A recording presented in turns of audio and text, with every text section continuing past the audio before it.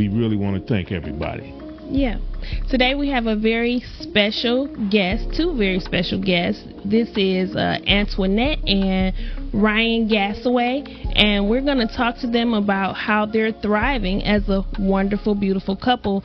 So just sit back, relax. I am AJ Foody, and this is Shon Wins. And we'll be back in a few moments.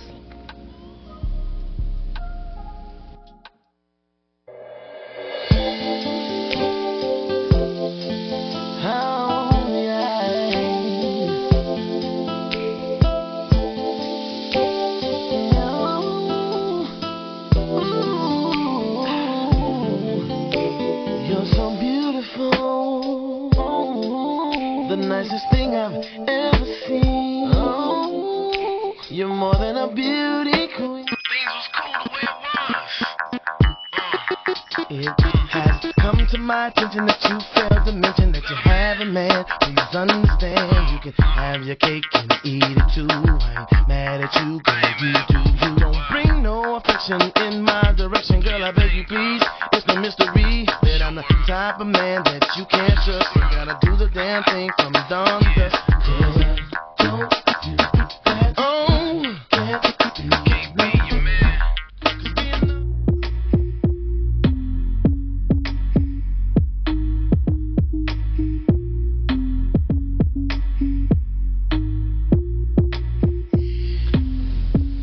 All right, y'all, now get ready to sip on this. This is the every week thing, and we got a couple of things we want to talk about, so we're ready to sip. I don't know if you guys have seen the trending video on social media of Marvin Sapp, and he's telling his congregation to put money in the bucket, and he actually told security to lock the doors. That was wild. At first glance. It really was. Yeah, it's like, huh? And he was serious about it. He told them about 3-4 times, lock the door. Right. He was serious. So I did get some information that this video is about 2 years old. However, that doesn't take away from the startling effect that it had. You know, it was aggressive, and now there's all kind of memes circulating around, and you know, where he's just pretty much begging for money in an aggressive kind of way. I think there's a possibility that it was taken out of context a little bit, because it's just a really short snippet, you know what I mean? What happened before leading up to him asking for this offering? Well, I mean, they were raising money for something specific, I think. I'm not sure what that was, but they were raising money. So he was talking to his audience outside of the church, and he was talking to the congregation inside of the church. And I believe, you know, this is a mega church, so it's like 1,000 people. He's saying it's so many of us, we can raise what it was like a 40,000 or 100,000. Yeah. It was a lot. He was like, everybody give $20. Everybody come up. And then he said, lock the doors. But you know, I grew up in church, and you know, that's what they did. Hey, whoever can give $100, give 100. Whoever can give 50, give 50. You know, I guess maybe they should stop recording the offering on the internet. You know what I mean? Stop live streaming it, because you know, it could be taken out of context. Now, I mean, I do believe that church is like a club. Okay, so if you're a member of a church or whatever, I mean, I think that it's crazy to think that you're not supposed to give money to this place that you go every week, sometimes multiple times a week. You know what I mean? They have to keep the lights on. Sometimes it's like dinners that they have. They paying a mortgage on the place. This is a meeting spot for people to come in and worship. It's a club, so it's a membership fee. You know what I mean? You have to give something, but I think that you shouldn't put a price on it. Like you shouldn't be like, you gotta get this much. Like everybody in the front get $20. You know what I mean? Like, if everybody gonna give it lock the doors, that's crazy. Like, you gonna lock us in? What if I don't have $20 today? I'm what? I guess you, if you ain't got $20 a day, I guess you don't belong. Well, it gave me cult kind of vibes, like Jim Jones kind of vibes when they locked the doors and made the people drink the Kool-Aid. Jim Jones? Yeah. That's what you thought? Yeah, like drink this Kool-Aid or, you know, you're not leaving. You can't leave here. You know what I mean? So that was a little unnerving to me that you would, because, I mean, at the end of the day, a lot of people who go to church,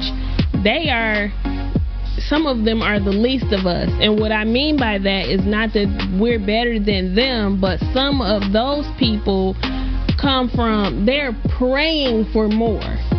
You know what I mean? They praying for wealth. They praying to, you know, enhance their lives. They might have $2 in their pocket. I've been to church with a couple dollars in my pocket. I'm stressed out when the offering come. Like, oh, let me give them these $2. Wow. Well, you know, so I did read that was at a convention, right? So most people who go to those conventions, I went there as a little boy. They know what it is when they attend these conventions. So you shouldn't be going to the convention with $2.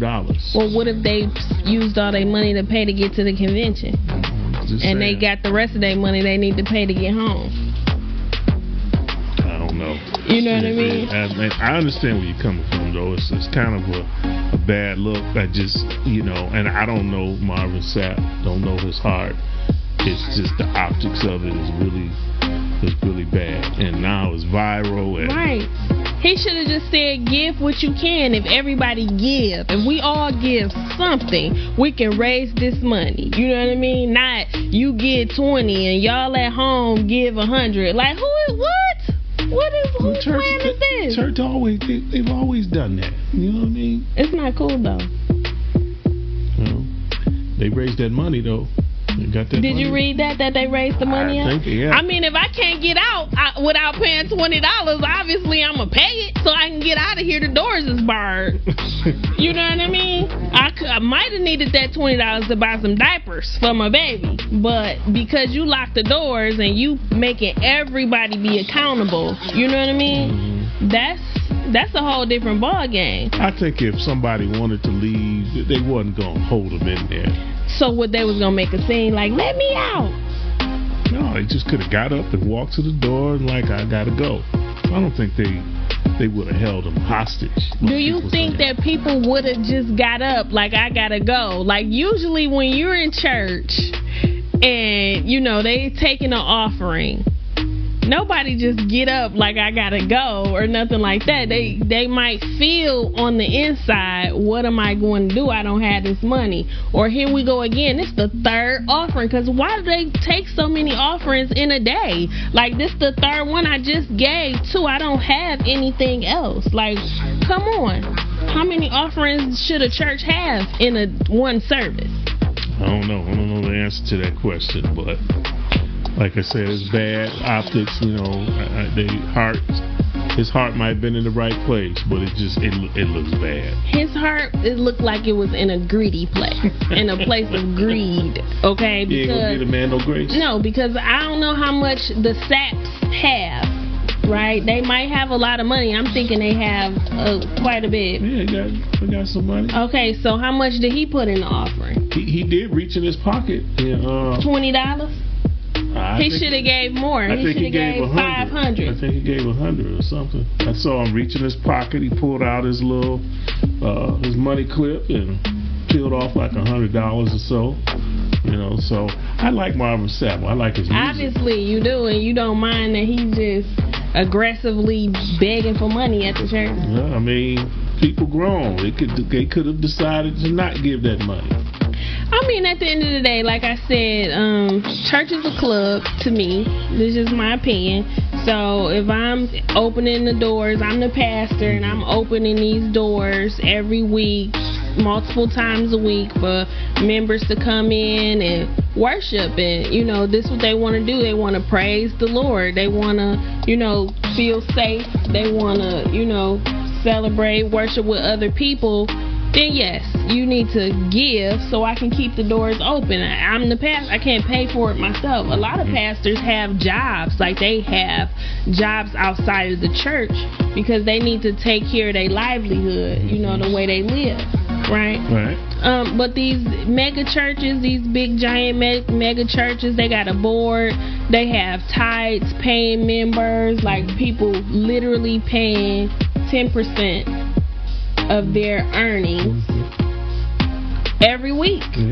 Every week they're giving, and that keeps the doors open.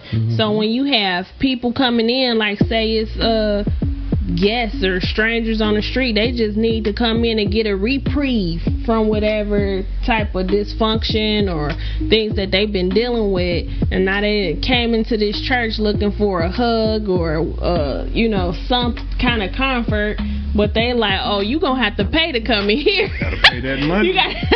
you gotta pay or you gonna get locked in. That was kind of crazy. It is what it is. So, you know, hopefully Marvin Sapp survived this. Yeah, because he got a lot of memes.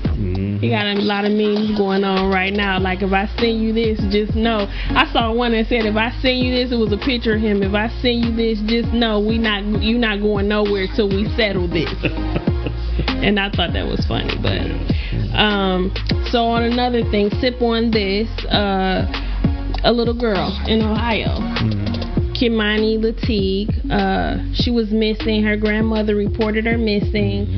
She came home, found the house in disarray, and her child, she called the school, she said, and the school was saying that she wasn't there, so they had a search, found a little girl in an abandoned house with her hands chopped off and her throat cut, and they were saying it looked as if the person was trying to cut off her head but couldn't do it, and she had been sexually assaulted.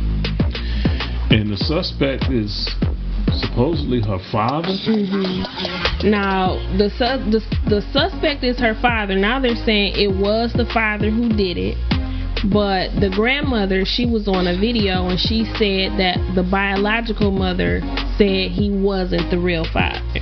To me, they kind of favor.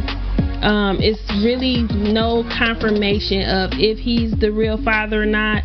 The grandmother just said she was told he wasn't. That's what the mama said, the biological mother said. But you know how sometimes women be like, this ain't your baby, and it is, or you know, who knows, because there's been no confirmation. But what was crazy to me was how the father came on the news. Like, he was recording, he was just saying how she called him and said she was afraid to be in the house alone. Yeah, he joined the search party. Yeah, and he looked so, you know, sincere, like it wasn't him. Like, nobody would have suspected that. Yeah, that's a crazy story.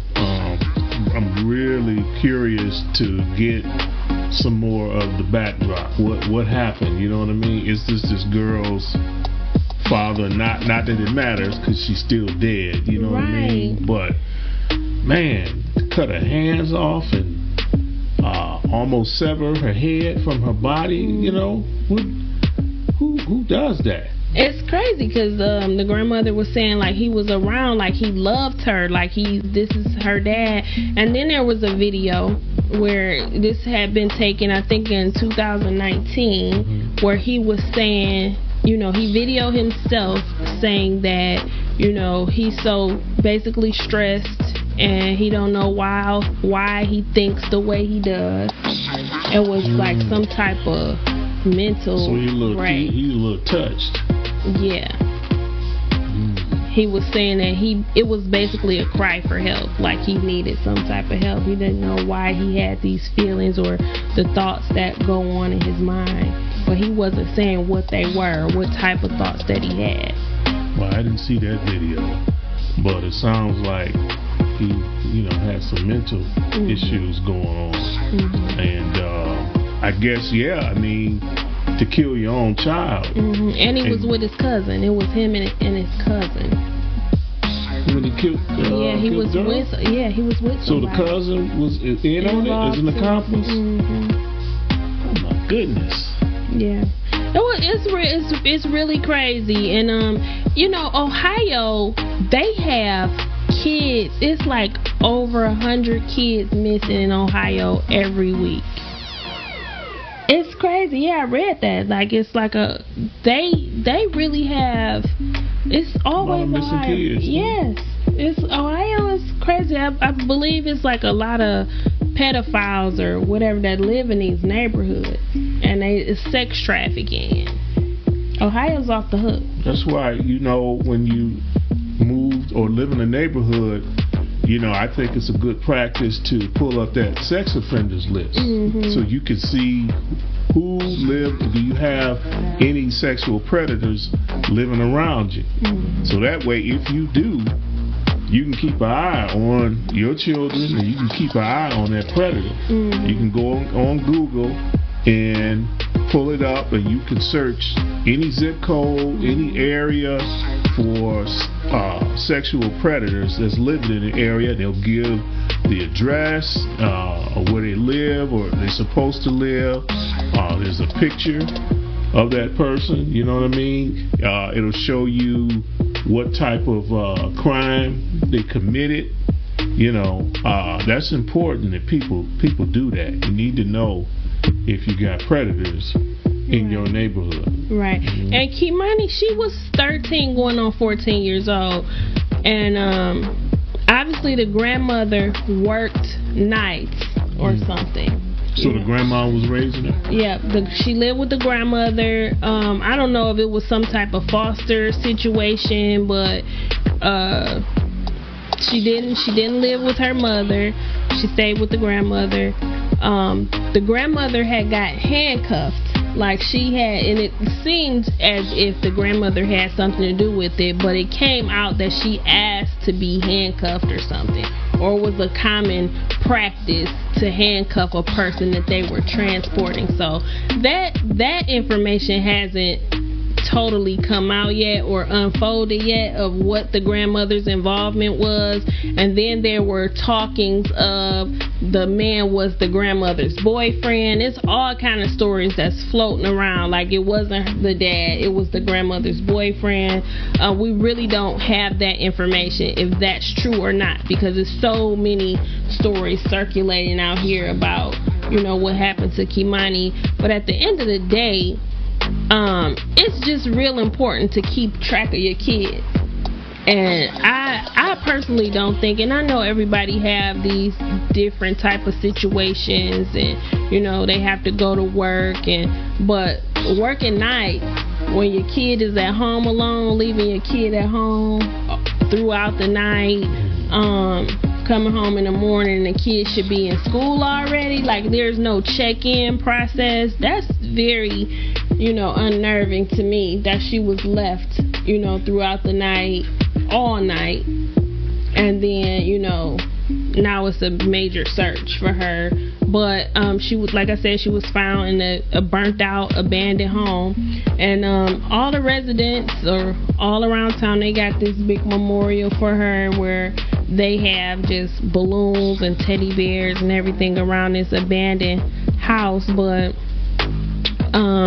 there was a post that I saw today, and it just hit home to me, where somebody showed the house was all decked out in these balloons and bears and memorial, and somebody on the post said, I wish they had shown Kimani that much love when she was here. Well, that's what we do. We are reactive people. Stuff we know, stuff is happening to kids all the time. Yeah. But we go about our daily lives like, everything's sweet, and then when something tragic happens like that, then it's all this outpouring of love and support with the balloons and the bears. And to your point, or whoever wrote that post, I agree. Where was all this love? Right. when the girl was alive. Right. She was barely being watched, obviously. Right. Now everybody loves. Everybody, you know, sorry and you know, that kind of thing. We such a reactionary people. It's crazy. Right. That's a whole nother subject. Yeah. And what's up with all of these grandmothers raising kids? Like, I just think at the point of a grandmother, that person, she's raised kids already. You know what I mean? So it's like, come on, y'all, do better. Take care of your kids. Watch your kids. Don't have kids if you can't take care of them, support them, watch them, pay attention to them, love them, give them love. Because it's been crazy with these parents now. It's crashing out on their kids. They killing them. They letting their boyfriends or their girlfriends beat them and, you know, tying them up, chaining them to ladders, and it's all kind of craziness going on to our kids. Like, why are you having kids that you just don't want or don't love or can't take care of, can't support? So many ways to prevent pregnancy. You know, I tell people all the time, you know, you've heard people say, a lot of black women will say, well, black women are the most unprotected in society, and I don't agree with that. Our children is the most unprotected, the most vulnerable, and they're the most unprotected. And, you know, to your point, we've got to do better in protecting our kids. Right. Putting them in or raising them in safe environments. You know, this girl being found in an abandoned house with her hands cut off and her head almost severed.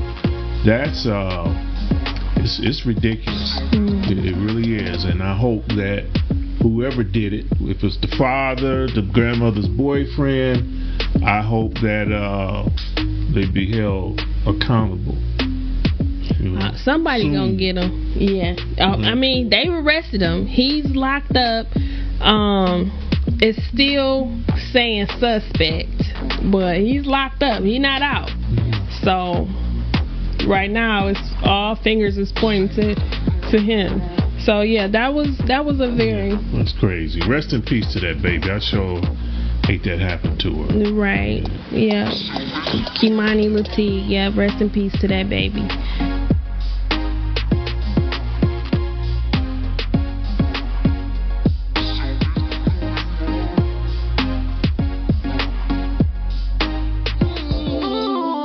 Princess of my dream, she's incredible, and invincible. Oh, like a diamond in the rough, and I can't get enough of she. All right, we are back with lovely couple Ryan and Antoinette Gassaway, and they are going to drop a few nuggets on us to let us know how their marriage is continuing to be strong and vibrant after all of these years. Welcome to the show, guys. How are you doing tonight? Good. We're doing great. Good. So I know that you guys have thriving careers, and you are a financial... So I'm a co-founder of Along Lending. So I'm a mortgage broker. I'm a mortgage company, one of the co-founders. We're located right here in Detroit, right on Woodward. Okay. Been in the industry for over a decade now. So, okay. Yeah. And what do you do there? What is your job? Like, how do you help people? Yeah.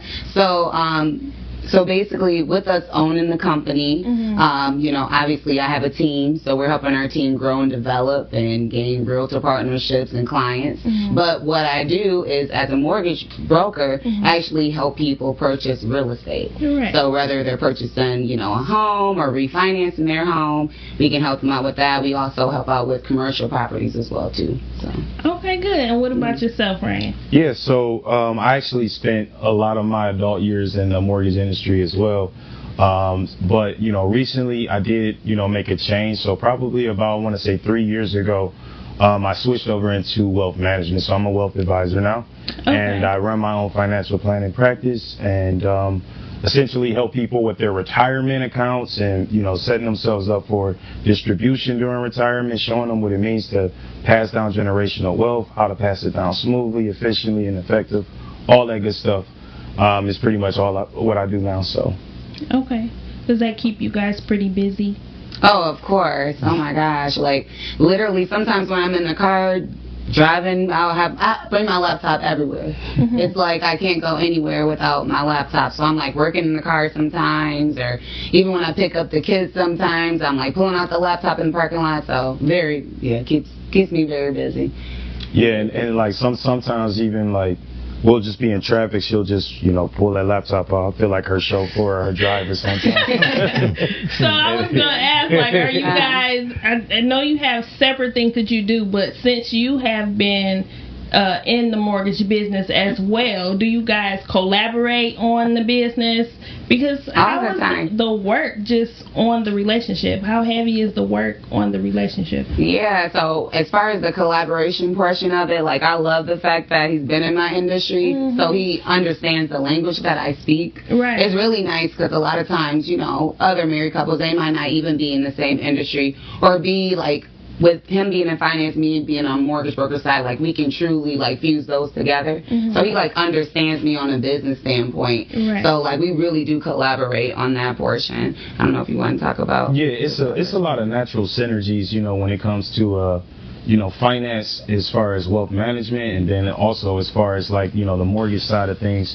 And so there's a lot of collaborations. If I'm speaking to a client, one of the things I ask is, hey, you know, what's some of the things you would like to accomplish over the next 3 years? And if they tell me buy a home, then I make an introduction to my wife, right? And so it's a lot of natural synergy and a lot of collaborative work just from doing everyday business. And then, you know, obviously bouncing ideas off of each other and helping each other sharpen their approach, and, you know, just really her being a woman offering a different perspective on how I should speak to someone or handle a situation, or you know, and vice versa. So yeah, it's been great collaborative work.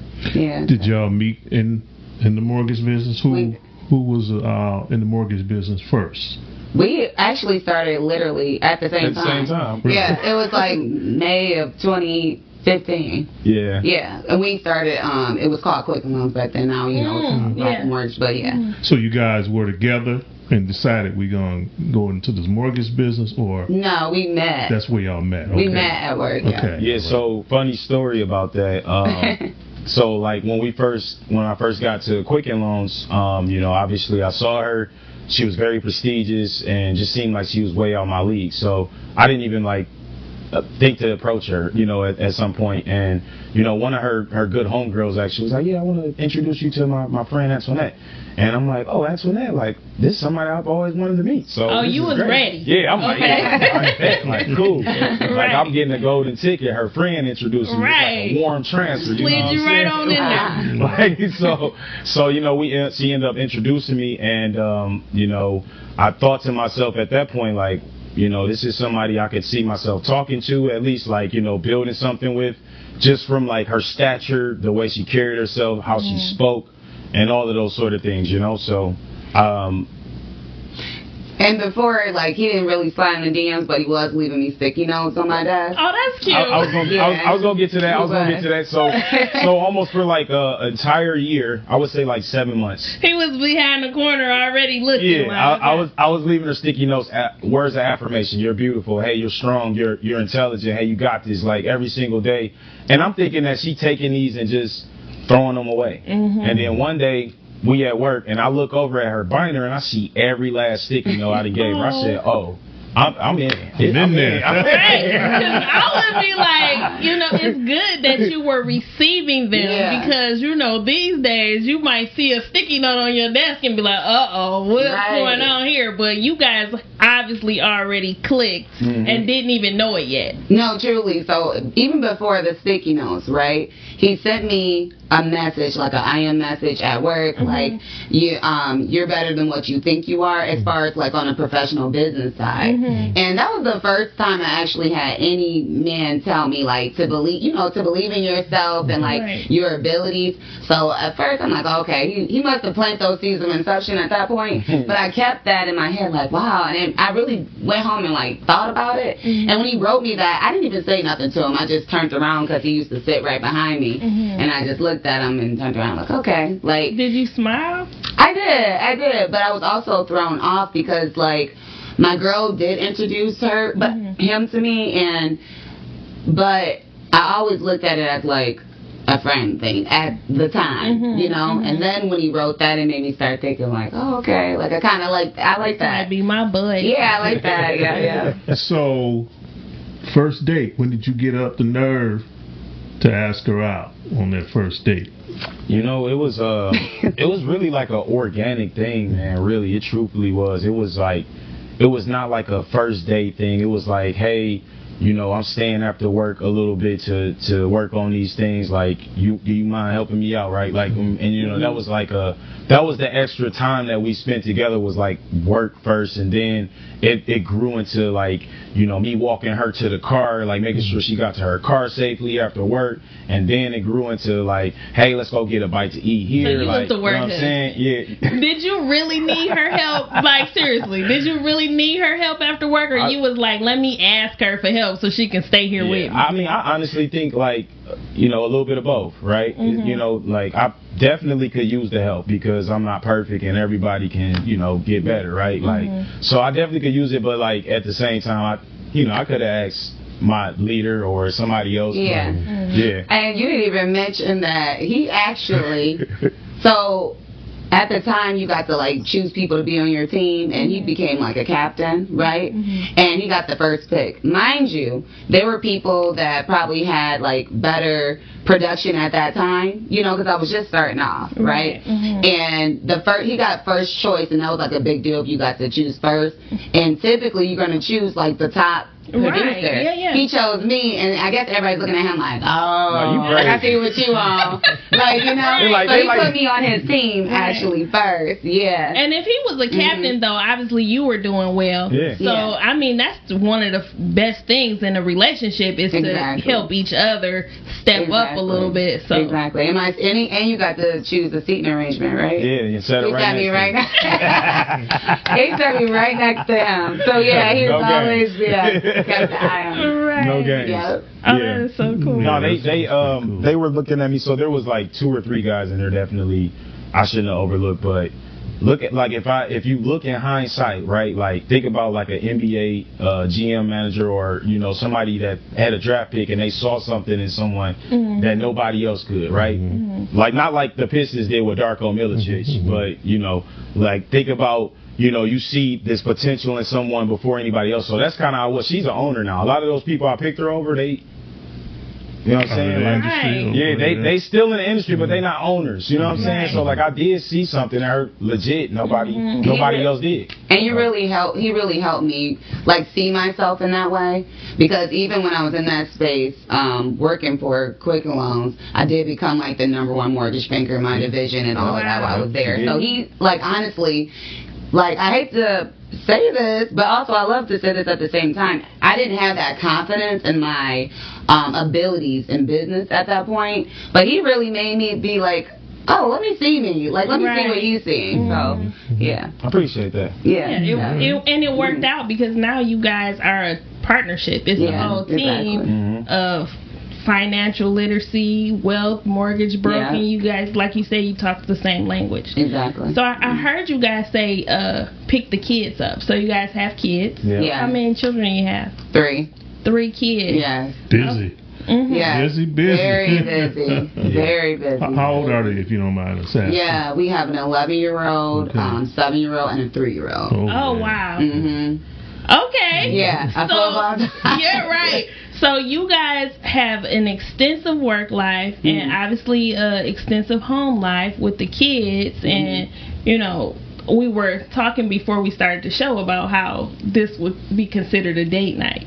But how are you guys handling date nights? How are you able to spend the quality time with each other outside of work and the kids?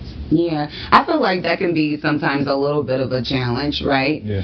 But we do fit it in. But I'm sure we would want to like fit it in like more. But I feel like we do a great job with that. We at least try to do at least one date night. We want to get to like at least 2 a month. Oh, a month. Yeah, but now we're doing a lot of collaboration as far as like not networking and stuff.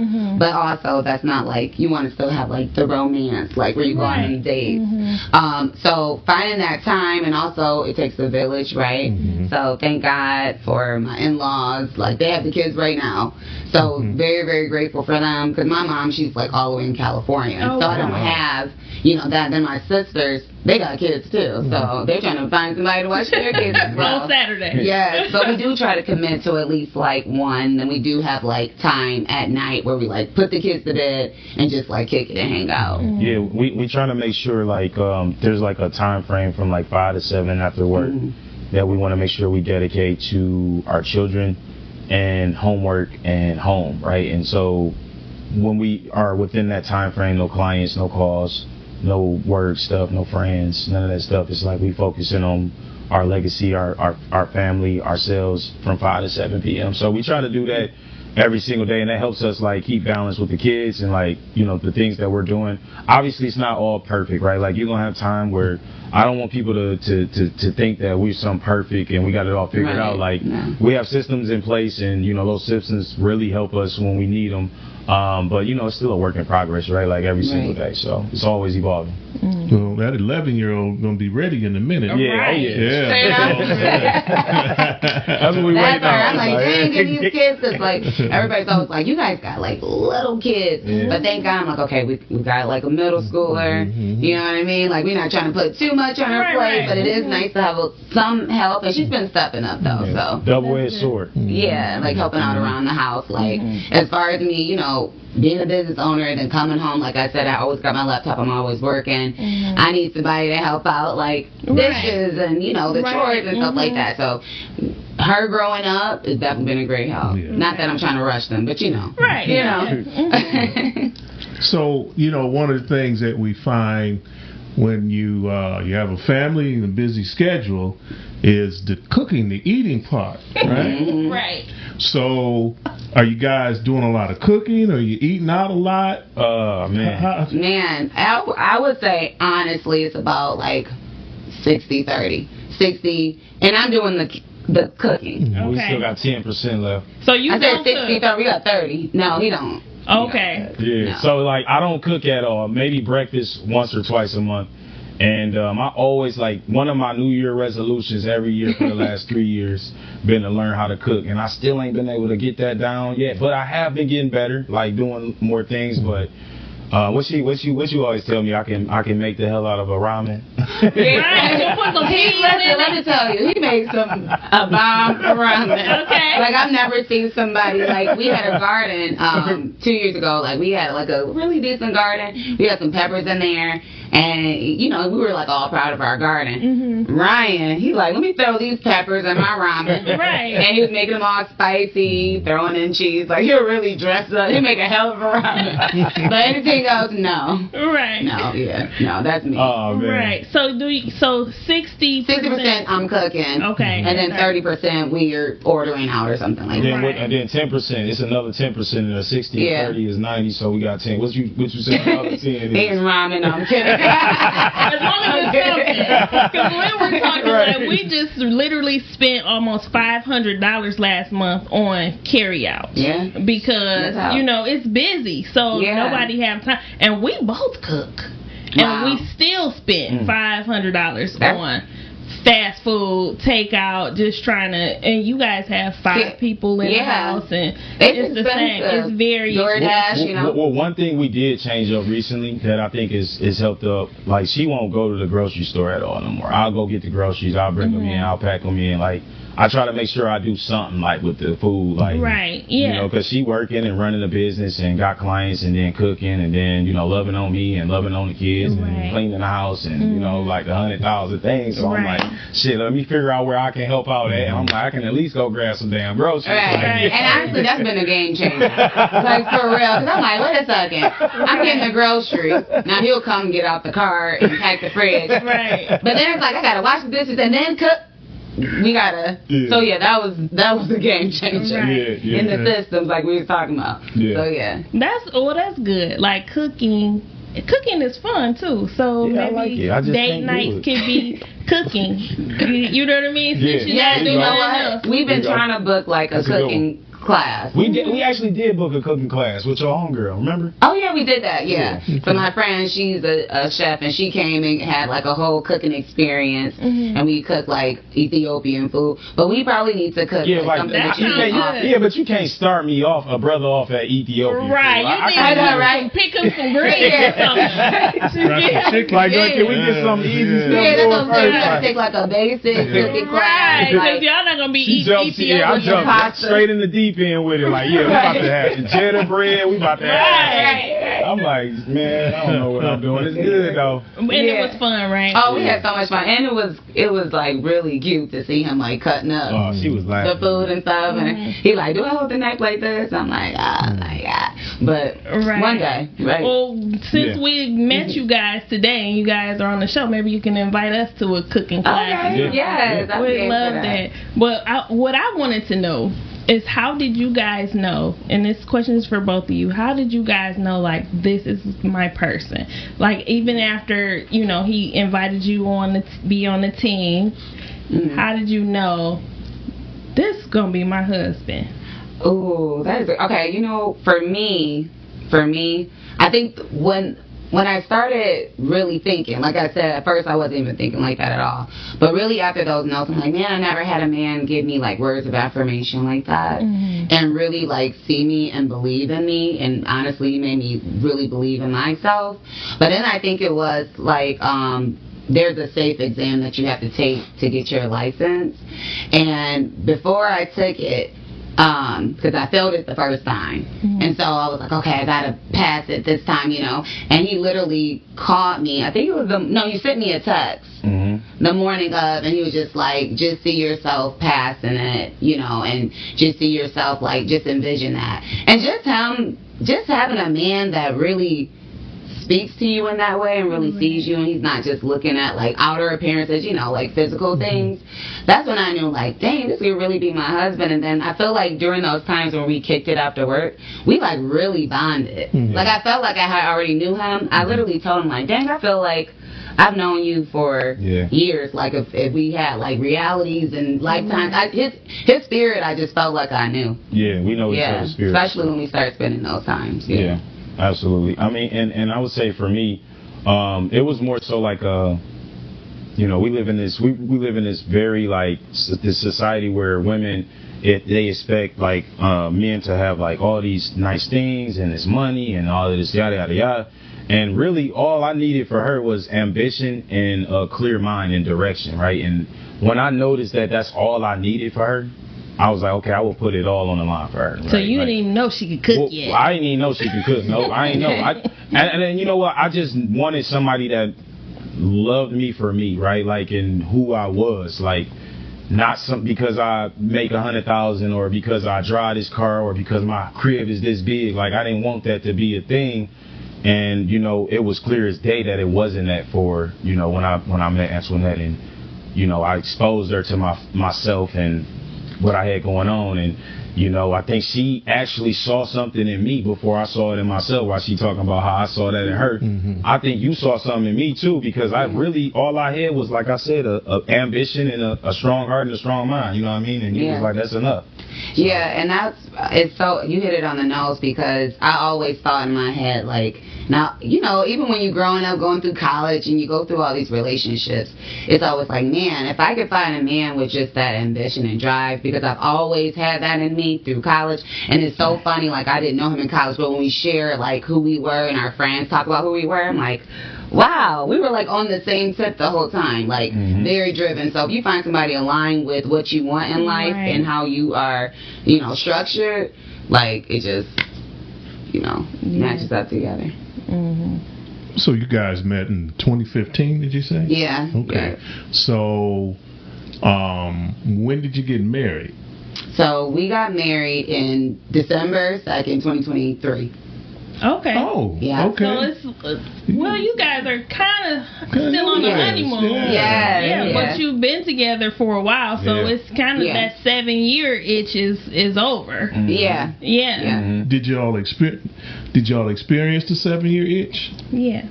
That's a good question. What's It's like if you make it 7 years, then that you supposed to end up being together forever. Like, because people go through their most rough patches. We did. We went. It wasn't like cookie cutter. steady like 10 years. Like, you know, we were like on and we had an off period and got back together. Okay. But consistently back on again for 7, 8, basically. Yeah. We had a little drop off period, but I would say all together about 10, but like consistently probably about like 7, 8 like that, something like that. But yeah, we did have a little rocky stage for sure. Yeah. Okay. You know, it was a lot of things that, you know, I wasn't a man. You know, it's a lot of situations. I just wasn't a man, and I'm gonna call it out, right? Like. Men know what they want. They take care of what they need, and you know we act in a way that's going to benefit all the people we love around us, right? Like that's what men do. That's what my father did. That's what my grandfather did. Like, and that's what I do now. So, but at that time, it was like during those times it was like, yeah, I love you, but I still, I want to go to this club or I want to do, you know what I'm saying? It was still a little bit of that. So.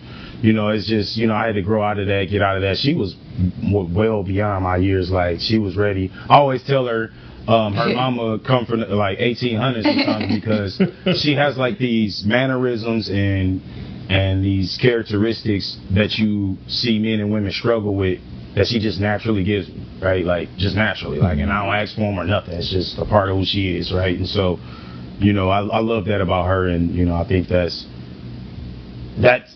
is a bigger, a benefit or a bigger picture than when you look at those off years. You look at everything overall. So that's kind of how we maneuver on from.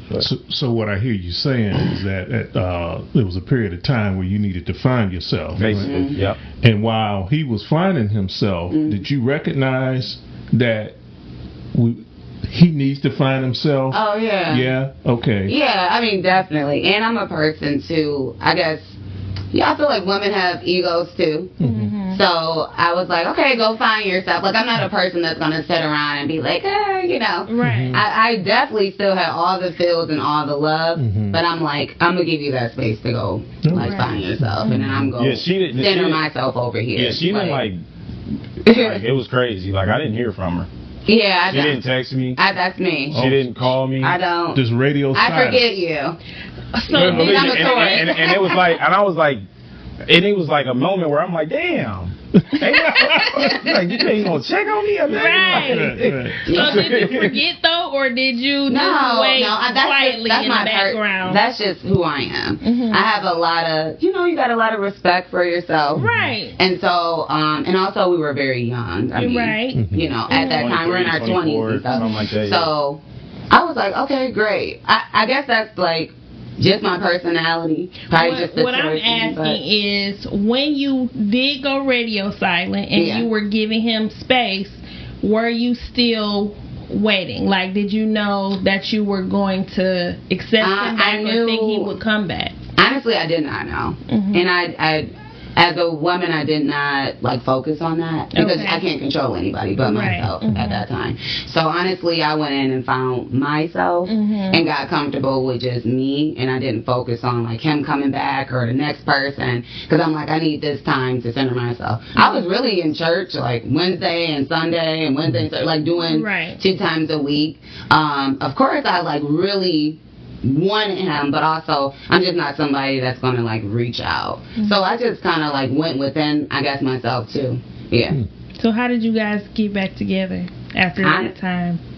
Dang, it was really at a Christmas. At a Christmas party. It was at a Christmas party. And you guys didn't know you were coming, both? No, we did. Okay. I mean, I guess we didn't plan. I didn't know what time she was gonna be there or none of that stuff. Or it was just a company Christmas party, and we both was there.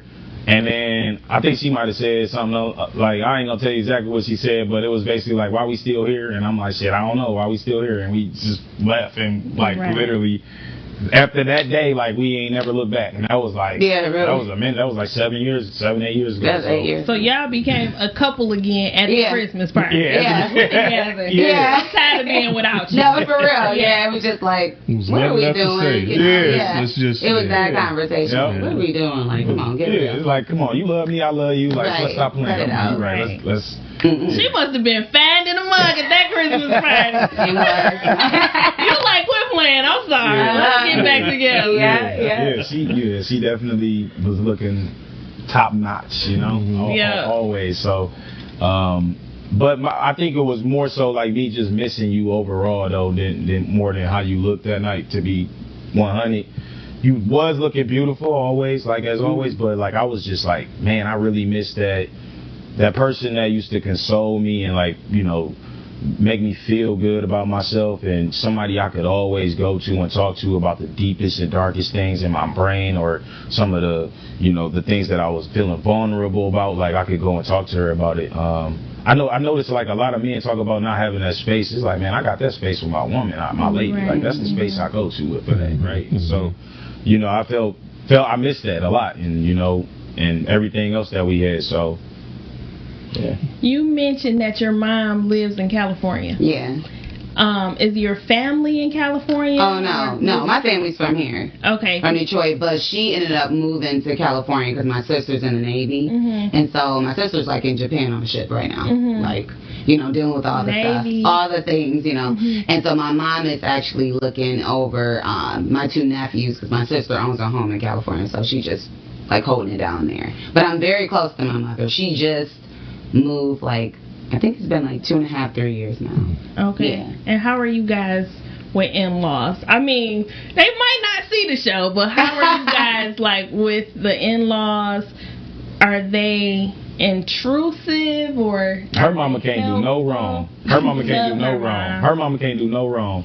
She be calling her, did you fix Ryan's play yet? Okay. Yeah, my mom is wow. Like she's trying to make sure, like She keep loves him. Ryan. Don't lose I be him. cracking up, but like that's the She your advocate. yeah advocate, for yeah. real. My But mama that's that really is. 1800 stuff I was telling Yeah. y'all about. Like I feel like she from the 1800s for real. Her mom, like she be like on her about all of the little things that, you know, women used to do way back then for their husbands. She like, did you do this? Did you take his suits to the queen? She Like, got did an you- accountability No, person. seriously, she'll call me every night like, what y'all cooking? What you eating for dinner tonight? What you cooking? And girl, it's 5 o'clock and you start cooking dinner yet? Like, girl. Right. Like, geez, you really You making know sure I I lose have my... five clients today? Like, Right. right. She really making sure, like, do not lose your husband, girl. Like, do all the things.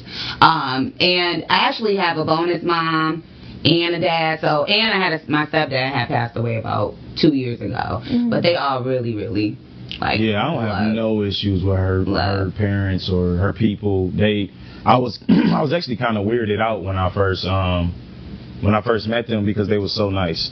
Like I was like, something ain't right here. You know why? You know this is way too nice. You know what I'm saying? Like, you know, you go into a situation it's too good to be true and you just looking for something. Like when the cat coming out the bag? What's happening next? Right? Like just waiting for it and you know it never happened. Like they just were genuine people and they welcomed me in like I was their own and I just couldn't believe it. It blew my mind. I come from a blended family.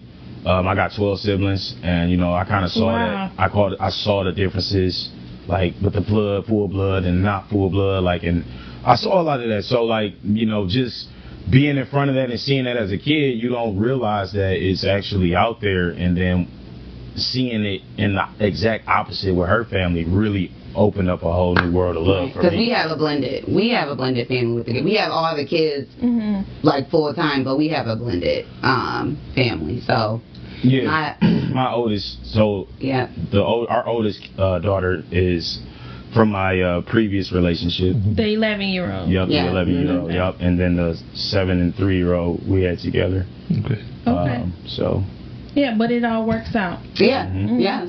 Do you have any issues with how is it with people in your business? Do you guys have any issues with that, like people in your business or any negative type of influences that you gotta push out of there? Man, one thing I will say about Antoinette that I wish a lot of people would do, even men and women, like she do not tell our business. Like, she just don't tell our business. You would think, like, you ain't say nothing to your friends about this? Like, nothing? They don't know nothing about this? I be dumbfounded sometimes. I be telling more than, I'm like, damn, I said something before you did. So, it's like, I really feel like that's the secret sauce in our relationship. Like, you know, people watching this at home, like, you got to keep your stuff inside of your relationship, inside of your marriage, in your home. Like, she does an exceptional job at that, man. And I cannot, you know, thank her enough, because, you know, it's been some times where, you know, we had to, you know, fight and go through all of this stuff, argue, like, do whatever we had to do to get to where we are. And she didn't tell none of her homegirls. She didn't tell her, you know, people, none of that stuff, and vice versa, right? Like, I didn't tell many people anything at all, like, you know, so it was like we kept everything inside, and still today. So, no, we don't have an issue with that, but yes, there are people that always try to pry and get inside, but we just, you know, we got that magical barrier, that blessing, that anointness over our marriage and, like, over our house, that covenant, and it really protects us from all of that. Yeah, 'cause I don't really like, you know, once you start sharing and stuff like that, right, then people, they'll just jump to conclusions in their head or think something is something that's consistent or whatever the case may be. And I just, like, I can't tolerate, like, silly stuff. You or just want to keep being those. You know, and then that's going to get on my nerves. Yeah. I don't like any of that type of business. It's so negative, Right. Just kind of trying to just get in there after you share a little bit. It's like, well, what's going on with this today? Yeah, like, I mean, of course, as a human being, like, you have outlets, but I don't go deep, like, telling my relationship business. What about your mom? Do you talk to your mom? I do talk to my mom about things, and she gives great feedback. And plus, you know, with her being, you know, a woman, she's from like, the 1800s. Right. From the 1800s. I guess in Ryan's eyes, she's like, I don't know, 200 now or something. But she's like, my mom is like 65, 66 or whatever, so she has a lot of wisdom, a lot of experiences, so she'll share some things, and some stuff is so funny, like, you'll talk to other, like, women or my mom or even my friends, it's like, it's the same stuff that everybody deals with, and she's like, okay, yeah, that ain't nothing, you know, so. That's good. Do you guys believe in gender roles? I do. You do? Yeah, we both do. Yeah. I feel like We just got to a question. Yeah, I feel like to a certain extent, right? Because then things switch up and change and stuff. But I feel like the baseline, I guess, and how I was raised, like, I was raised in a Christian household. The man is the head of the house, and there's a certain structure how things flow. So. Yeah, I think it's I you know, we literally got asked this question at an event the other day, and I kind of gave an answer. You know, people really appreciate it, but to sum it up, you know, it's something that always evolves. It's constantly changing. And to give an example, you know, and I said this the other day, 5 or 6 years ago, maybe 7 now. I told my wife, hey, leave corporate America, go do what you love. And let's build something that you love and that you dream, that you want. And, you know, we did that. And she's an owner of a mortgage company.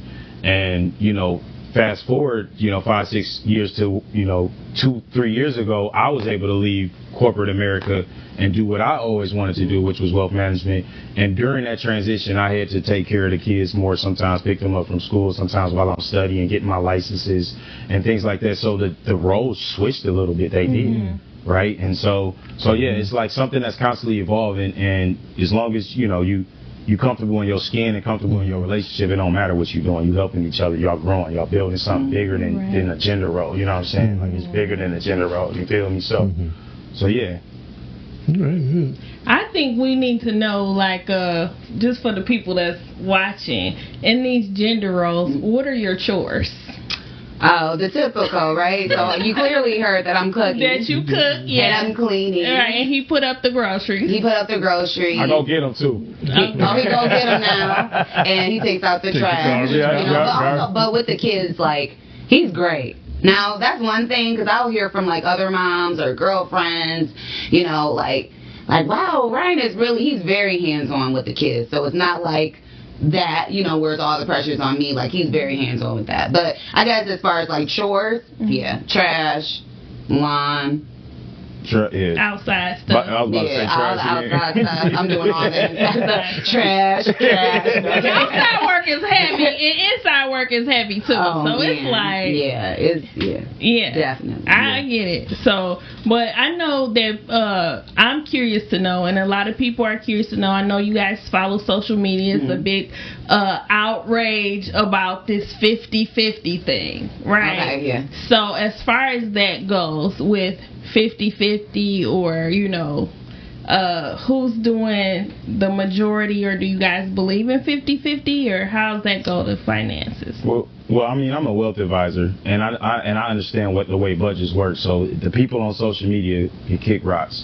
right? Like the budget works best when everybody is contributing, and we're single. Like we have one account together that we share, right? Like our finances are in there. We pay bills out of one account. Like we are in this together. We're building something we're gonna pass to our predecessors, our children, our grandchildren, right? Like with the Gassaway name, like that's what we thinking of. We ain't like, oh, did you pay that? Like I paid it this time, you paid. Like we don't really get into that tit for tat stuff. Obviously there's gonna be times where Antoinette may make more than I make, and there's gonna be times where, because money fluctuates and industries fluctuate, and you can't rely on that. You just got to work as a team and collaborate together. So. It's just I feel like too, like I'll see online, but it's like when you go out to dinner, you're married. Like I'm okay with let me treat my man, like whatever, Right. I mean, if it's one account, nobody really paying for dinner with each other. We both paying for dinner, so So, but people get all in their feelings about what the man should be doing, what the woman should be doing, and I like that. They're very caught up thinking. About. Yeah, it's just kind of crazy, the expectations, how high they are. Like, what are you bringing to the table? I mean, as far as what? Right. I'm not sure if you guys saw our Pop the Balloon segment, but there was one episode we did where the lady was saying, how are you going to enhance my life is the question. You know what I mean? So I thought that was kind of crazy. Yeah, and she's not thinking like what she can bring to his life so he asked outside of cooking and cleaning, that kind of stuff, what can you do to enhance my life? And she said the question is, what can you do to enhance mine? Okay. Right. So she's like, I come with nothing and deal with it. Yes, I come with being free, and that's it. But you can't, and I feel like that's a big thing right now. Like, it's great, you're gorgeous, and that's beautiful, right? But like, we are deeper than like our outer appearance. We're spirit. So like, what can you bring to the table? It don't have to be money. It could be like, I can be an opening ear. I can be a shoulder to lean on. I can be your confidant. Like, don't just like you coming and being bad. Like, I'm okay, cute. thanks. It's a lot of cute women out here. Right, exactly. Yeah, that's like their main. If you leaning on that, you're gonna get beat out because you can go find the next baddie or cutie or whatever. They're in, Yeah. You guys have love languages? Yeah. You do? Yeah, do you? Mr. Gassaway, what's your love language? I'm just thinking about it when he was saying it. That's what I got love. Like my love language is acts of acts of just action, right? Acts of service. There we go. So acts of service. So I like to see people do things. Like I like to see action. I don't really care about your words that much, right? Because and the reason why is because I got a great mouthpiece on me. I'm in sales, so like I don't care about what you're saying. Show me. Right. You know what I'm saying? So that's always been big for me. I probably could tell you hers, but I'm gonna let you. What's mine? I just wanna. Oh, see, you did that, like, and now you gotta come with. Well, yeah, I ain't worried. She got a few, love languages. She's, the what is it? Touch. Yeah. Touch is one of them. I like that. I ain't even changing it. I'm literally I got two of them in my head. Touch was definitely one of them. Yeah, and words of affirmation. Boom. Yeah, because I clearly told y'all that. Right. Yeah, like that's literally. Yeah, I ain't worried. But now you saying you got a mouthpiece. No, I'm kidding. So as far as what he said, do you feel like he have more than the acts of service love language? Do you know what else he likes? Definitely acts of service. I feel like is major because he really like. Obviously, we got a blended family, so but we have all three of the kids like Monday through Friday, all three. So I feel like that was a big thing in our relationship growing. Just him seeing me like love my bonus daughter and love my, because I was a bonus baby too, so it was so easy for me to love. Like I didn't grow up like he was saying like you're step kid. I haven't been like using that step word. So I feel like me showing that love. So definitely acts of service. I feel like yours is touch though too. That's funny. He's like, oh yeah. Definitely, I feel like that's like up there. I mean, like, I think asking a question about that is not too heavy prying, but with the busyness and on raising the kids, how are you guys with the romance, with the intimacy? Is that popping? Is it slow? You know what I mean? How can you keep up with I would that? say like we be trying to compare it to when we was like 22, 23. And or even when we just had 2 instead of 3. Yeah, even we right, exactly. Like so, that was like not even 3 years ago. Right, exactly. But yeah, I mean, it's great. We get it in when we can, and we sneaky. I'm a maestro, at this. You know what I'm saying? Like I'll find the times to make it work. You know what I mean? So yeah. It ain't bad. It ain't bad. Yeah, we're good. Yeah. It ain't bad. Sure. I don't want to give too much detail. Right. I mean, because HBO Max show or some shit. Because my next question was gonna be a little heavy. Because I said, we're not gonna ask y'all too much personal stuff. Right. But I mean, you guys are in married. Relationship. Yeah, we're married, and so you can do what you want. Because I really want to expand on that sneaky thing. He said, I'm sneaky. So, I mean, what, can you unpack that? Is it like, we at the mall right quick, let's hop in this dressing room? Or is it like sneaky, the kids is asleep, let's go to the We got businesses and stuff. Like, now we can't be like popping in dressing rooms and stuff. Definitely not that. No, and also too, we try to make sure we vacation. I'm warming up. Right. She's like, let me get a fan over here. As far as like getting away from the like while we're in the like I said, we got specific times and systems in place. So like I don't see a kid downstairs past like 9 o'clock. They don't exist. I don't know where they go, but they not downstairs. They disappear. So like I'm like, all right, this is my zone. We in the zone now, right? Like she know if the kid's going, I'm like a lion in the jungle, right? Like I'm in the grass blades waiting. Seriously. No, for real. And you better not be in no pajamas, right? Like not after 9. Yeah, seriously. Or if the kids like walk away or go somewhere, he's like always. That's why I said like definitely touch is your love language. Right. But he's so right. He definitely is like a hunter. Ready to pounce. Where the kids are away. Yeah. Right. Yep, and we got like sound machines in their room and shit, like up loud and shit. Got the birds chirping, the rivers flowing, all that. Right. So this how they sleep. They get good sleep. Okay. Yeah, they ain't hearing nothing that's going on out there. I did not deal with him. That's funny, but I mean, as far as that goes, because I know we already established your mom is from the 1800s. Yeah. Have your mother given you any advice on that? Like, no. Because I was trying to get some advice from your 1800 mama on that. That's why I asked that question. Like, what advice is your mother giving about intimacy? No, I mean, she's definitely, like, shared some things about her where I'm like, okay. Like, I didn't need to know that. But no, I never would. Just because my mom is, like, conservative in that way. So I would never share like with her.